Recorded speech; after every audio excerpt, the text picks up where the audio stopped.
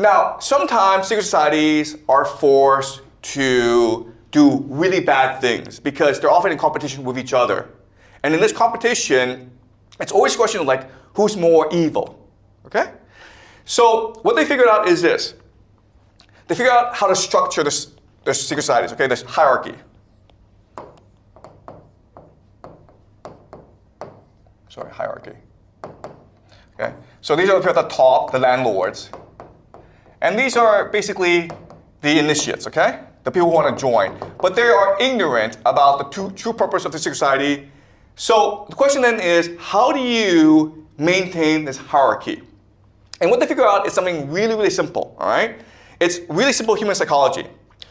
Throughout human history, what was very common was for groups of young men, okay, they've been discarded by their families because the families don't have enough to eat, so they get together and they form like wolf packs.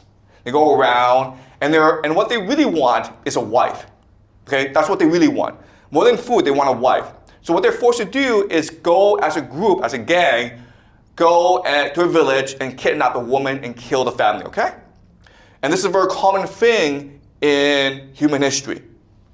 And let's try to figure out the psychology of what's going on. Okay, so you have like 5 guys. This is just a thought experiment. Okay, 5 guys, young guys, and they're gonna go to a village where there's a family. Okay, a husband, a wife, and 2 kids. What they're gonna do, of course, is they're obviously gonna kill the husband, and they're also gonna kill the 2 children. Okay, and they're gonna kidnap the wife. Now let me ask you this question. Let's understand the psychology of this woman when her entire life is destroyed, okay? Does she, A, want vengeance? B, become depressed? C, fall in love with one of the guys? A, B, or C, guys? A, B, or C? Yeah, what is that? A. Okay, you guys would think she would want vengeance for what has happened, but that's not what happens, okay? It's more likely that she becomes depressed or she falls in love. It's often at times that she falls in love. We call this a Stockholm syndrome. All right, it's a very basic human psychology that is consistent throughout human history, throughout all societies. When a woman sees her entire life collapse like that, she has no longer any stability. Her reality is destroyed. And therefore, she clings to anyone who is willing to support her, even though that person is the same person who destroyed her life in the first place. It's really weird psychology, but it's very, very true. That's also why arranged marriages work, okay? Throughout human society, older man is often paired with a younger wife. She might be like 14 or 13. But, you know, after a few years, they do fall in love with each other because the woman is completely dependent on the man. Okay, and also that physical intimacy. All right, so it sounds really depressing, but this is a very basic principle of human psychology. Because at this point in history, when her reality has collapsed, her soul has left her, okay? And now she's basically a slave. And what a slave does is someone who clings to life. All right, does that make sense? Okay. Now, what happens to these 5 guys, okay? A, do they feel guilty for what they do?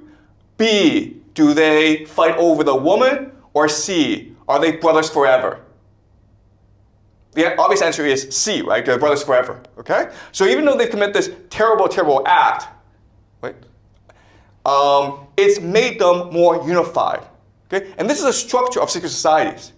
The structure of secret societies is for the people at the very top to commit these rituals of torture in order to turn the initiates into slaves. And those who are most willing to participate in these rituals, those who are most willing to become slaves, become the middle people, okay?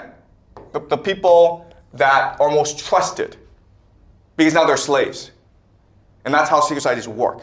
And that's why there are so many different degrees to secret societies. And that's why at the very top, no one knows what they're really doing. What they're really doing is praying to Satan, okay? Because Satan is giving them strength, or Saturn, who knows, okay? Or whatever. Saturn or Satan is given the strength in order to torture these initiates, so these initiates become their slaves for life. And then these initiates are given limitless wealth and power because they are now completely loyal, dependent on the master.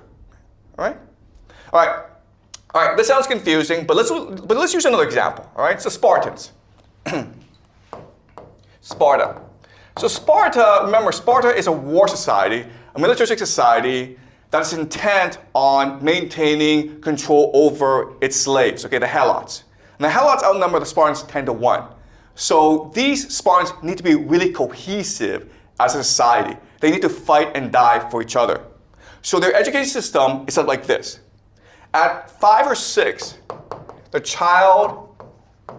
Spartan child is taken away from the parents, okay? And this obviously creates fear and anxiety.